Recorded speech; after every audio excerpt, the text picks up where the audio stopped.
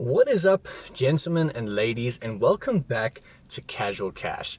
As you know, on this channel we talk about all of our profits, all of our losses, and in turn all of our purchases and our sales as well. And that's what we're going to be talking about in today's episode, where we go through everything about the S&P 500, what it is and why we're investing in it, and whether it's the right next investment for your portfolio. So let's get started.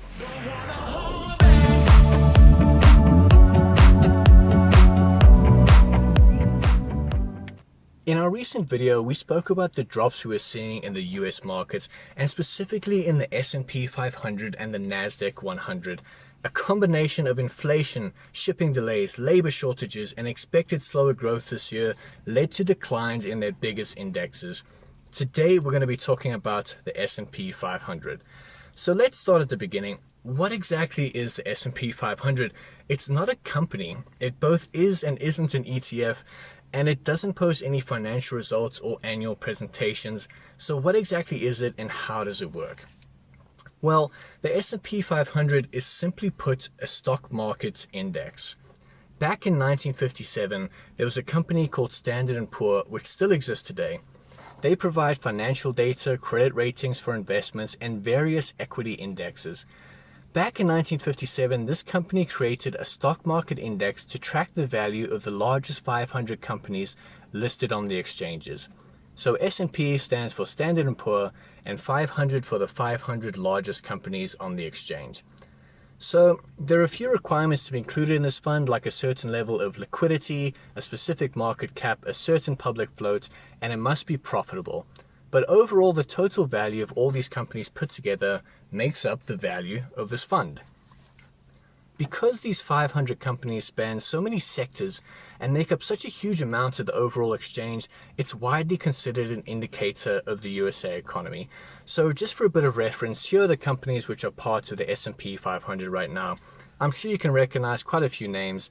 Some of the biggest here are Apple, Microsoft, Amazon, Alphabet or Google, Tesla, Meta or Facebook, and quite a few others that you'd recognize if you slowed down to look at them all. Companies like Disney, Coca-Cola, Netflix, McDonald's, Nike, and Ford.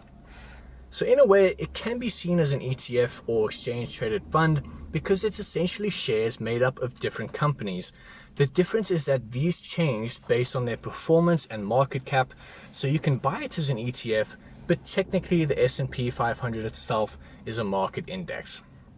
So when you buy into it, you're essentially buying shares in all those companies at the same time in the percentages of their size. That means that you're instantly getting shares in all the biggest US companies with automatic diversification across companies and industries. It's not a bad deal. Now the question comes in, why are we looking to buy this index? Let me answer that with two simple pictures. The first is the performance of this index in the last month or so. As you can see, a solid, consistent drop of 9.21% in 30 days. The next is the performance chart since it started, a 3,813% increase since 1982. If you'd like to know more about the in-depth detail and how we analyze the long growth and the latest sudden drop, you can watch our last video on the channel. But to put it simply, the index has a long-standing track record of performing and showing good growth, even through all of the crashes like the tech bubble in 2000, the 2008 mortgage crisis, and the 2020 COVID pandemic. It's shown that it recovers and performs well. I think, in my personal opinion, that could be wrong, but I think we're seeing near the bottom of the January inflation dip, and it provides a good opportunity to buy at a discount and get higher than average growth. With that being said, let's go buy some shares. Now, if you follow this channel, you've seen that we use easy equities. Our current holdings are still up about 25% even with this dip. So we're going to buy more at an entry price of 71 Rand 25 each for 28 shares, and that's 2,000 Rand investment total with fees of 7 Rand 49. So a total cost of 2,000 Rand, 2,007 Rand and 49 cents. We made this purchase a couple of days ago and the price has moved up slightly to 71 Rand 59 already. Very small increase, but in the right direction. So I think this is one of the safer investments as far as they go. It's incredibly diversified in a growing economy and has a good track record of continually growing over the medium to long term. But as always, it's up to you to decide whether it's a good addition to your portfolio and your goals for building financial wealth.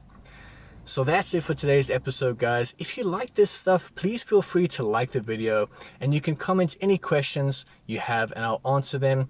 And to see the progress of our portfolio and more in-depth breakdowns of shares and companies like this, it would be great to have you subscribe to the channel. But until then, I'll see you guys next time on Casual Cash. Cheers.